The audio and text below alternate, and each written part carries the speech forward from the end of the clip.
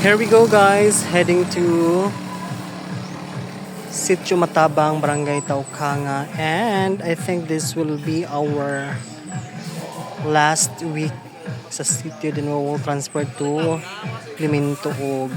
So there you go guys.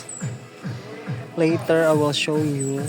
Kahapon daw umulan, lakas ng ulan kahapon, then go laban lang. I-start na po tag baktas-baktas. Pasingod siya ang bahay. Ang kuno bahay nga ni taas. So gikan kita nga to siya na bahay. Ayun ba, siya. Puguna ni kay para di ak ma-flash siya. Para ako nang mamatay. Aray. Gihak na gani ako. Kira mo pa ang kanatan pa nito nga to. Ha? Bisulit ko sa. Ang tanong lang ni auntie pag tuwa mo da. Wa sa bahay do sige. Ano ni ante ang kono lima kabok kabahay nga di. Naaga na sa bayo. Malawsat eh.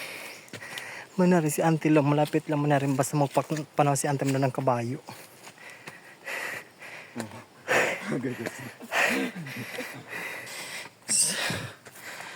Finally. Ang nakita namin yung bahay. Okay.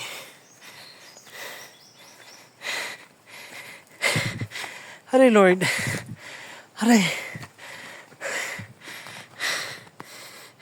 Yan guys, so finally na natakaran diri sa Sitio Matabang, and you can see here mauna ang activities sa mga batan diri sa Sitio Matabang kahit tungod na ay suga ang ilang gymnasium.